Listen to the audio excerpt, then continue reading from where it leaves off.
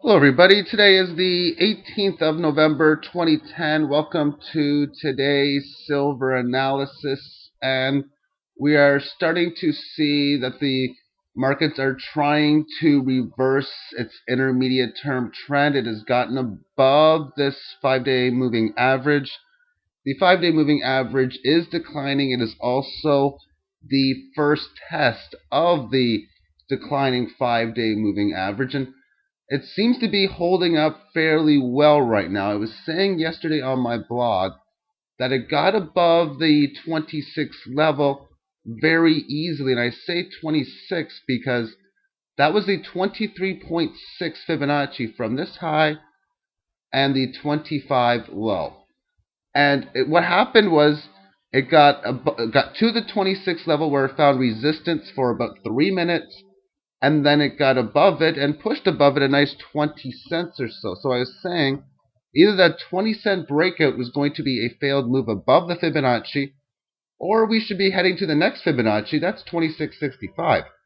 And that's exactly what ended up happening. Was it kept continuing its bull run up to 26 and 2/3, where it found a level of resistance. Since then, it has really lightly consolidated roughly around the 26.5 level. And right now, what this means is it has managed to make this higher low. It has now made a higher high over this particular high. And if it can start to manage to make that pattern of higher lows and higher highs, then the 5-day moving average will start to flatten out and rise. The 10-day moving average will stop flattening out and continue to rise, because the 10-day moving average, which is this orange colored line, is still rising as it went below it.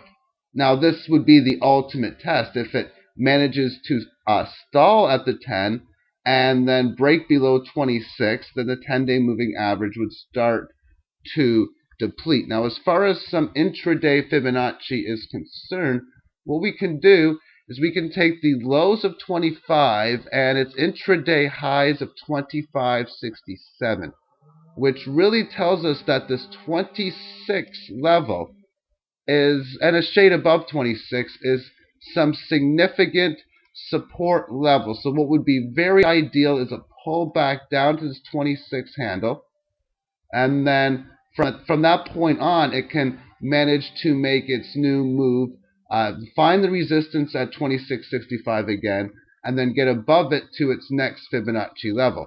And that Fibonacci level that I would be looking for to take out would be roughly around the 27.60 to 27 and 2/3 area, because it's already been above this level in here at 26.65, and thus 27.65, or this area here, would be its nice target. So you'd want to see a move back to 26, then maybe it can manage to do something like that. That's a really weird looking pattern, but that's the basis of the Fibonacci.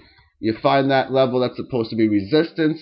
Okay, that was 26.65. Now you want to pull back a little bit. And the more often that you would test that significant level, then the more bullish that it becomes, because it has more of a shot of taking it out.